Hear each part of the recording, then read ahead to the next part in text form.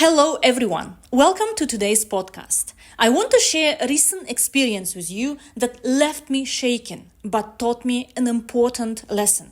I hope this story helps you avoid making the same mistake. Last Friday afternoon, I received a call from unfamiliar number. It wasn't an office line but seemed like a personal mobile number. Since I work with students, I often take calls from unknown numbers. Sometimes students who arrive in Malaysia buy new SIM cards and call me for assistance. So I answered, thinking it might be a student.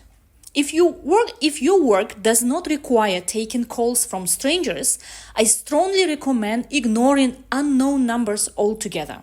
But for those like me who sometimes have to take these calls, let me tell you what happened. The person on the other end claimed to be from the cybersecurity department of the Malaysian Ministry of Communications based in Putrajaya. They sounded very convincing. When I questioned the legitimacy of the call, the woman provided her staff ID number and said they were calling because my phone number was allegedly linked to fake investment, gambling activities in Sabah. For context, Sabah is in East Malaysia, while I am in Petalinjaya in West Malaysia. They said complaints were filed about my number and my line would be disconnected unless I paid a penalty and filed a police report. Then they told me they would transfer the call to a police officer in Sabah to handle my case. By this point, I was scared. They transferred me to a man who introduced himself as Surgeon Mahmoud. He asked me to look up the official police number for IPK Sabah in Google, then promised to call me back from that exact number to provide his legitimacy. To my shock, the call I received later did appear to come from that official number. He asked for my personal details, my name, passport number, where I live, my husband's occupation, even whether we have children. While I didn't give him my exact address, I did share the area I live in and other personal information. He said they were investigating my case and needed this information to protect my bank account from being frozen. At one point, he asked about my bank account and the approximate amount of money in it. Thankfully, I told him I had very little in the account, less than 200 ringgit. This may have saved me from losing more. They said I would receive copies of the police report by email and fax. After the call, I immediately contacted my husband and told him everything. He confirmed what I feared. It was a scam. The next day, I went to the police station near my home and filed an official report.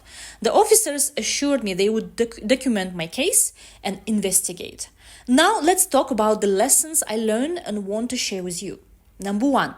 Don't trust calls from unknown numbers. If someone calls claiming to be from the police, cybersecurity, or any government agency, always request to meet them in person at their office or station. 2. Involve someone you trust. If you are married, have parents, or someone you trust, ask the caller to contact that person instead. It buys your time and makes it harder for scammers to manipulate you. Number 3, never share personal details over the phone. No legitimate agency will ask for your passport number, bank account details, or address over the phone. Government bodies already have this information if they need it. Number 4, be cautious as a foreigner. If you are living in a foreign country, remember that your personal data is already in the system. Immigration, police, and banks all have it. They won't need to ask you for it over the phone. 5. Use spam blocking apps.